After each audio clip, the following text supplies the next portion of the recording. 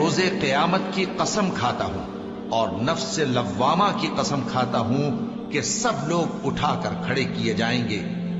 کیا انسان یہ خیال کرتا ہے کہ ہم اس کی بکھری ہوئی ہڈیاں اکٹھی نہیں کریں گے؟ ضرور کریں گے، اور ہم اس بات پر قادر ہیں کہ اس کی پور پور درست کر دیں۔ مگر انسان چاہتا ہے کہ آئندہ بھی خود سری کرتا چلا جائے، پوچھتا ہے کہ قیامت کا دن کب ہوگا۔ سو جب آنکھیں چندھیا جائیں اور چاند گہنا جائے اور سورج اور چاند جمع کر دیے جائیں، اس دن انسان کہے گا کہ کہاں ہے بھاگنے کی جگہ؟ کہیں نہیں، کوئی جائے پناہ نہیں۔ اس روز تمہارے پروردگار ہی کے پاس تمہیں جا ٹھہرنا ہے۔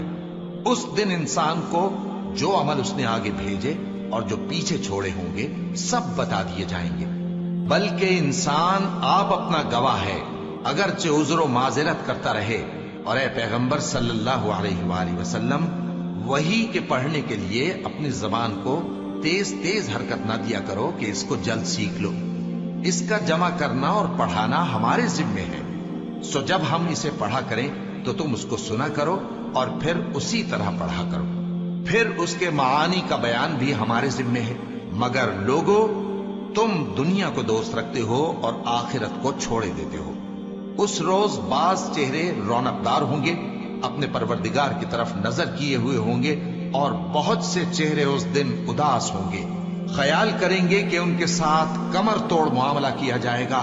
ہاں، جب جان گلے تک پہنچ جائے اور لوگ کہنے لگیں اس وقت کون جھاڑ پھونک کرنے والا ہے، اور اس جاں بلب نے سمجھا کہ اب جدائی کا وقت ہے اور پنڈلی سے پنڈلی لپٹ جائے، اس دن تجھ کو اپنے پروردگار کی طرف کھینچے چلے چلنا ہے۔ پھر ایسے مغرور نے نہ تو پیغمبر صلی اللہ علیہ وآلہ وسلم کو سچا جانا اور نہ نماز پڑھی، لیکن جھٹلایا اور منہ پھیر لیا، پھر اپنے گھر والوں کے پاس اکڑتا ہوا چل دیا۔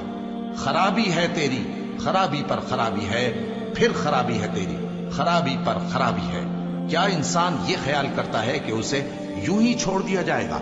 کیا وہ منی کا جو ٹپکائی جاتی ہے ایک قطرہ نہ تھا، پھر لوتھڑا ہوا، پھر اللہ نے اس کو بنایا، سو اس کے اعضاء کو درست کیا، پھر اس کی دو قسمیں بنائیں، مرد اور عورت۔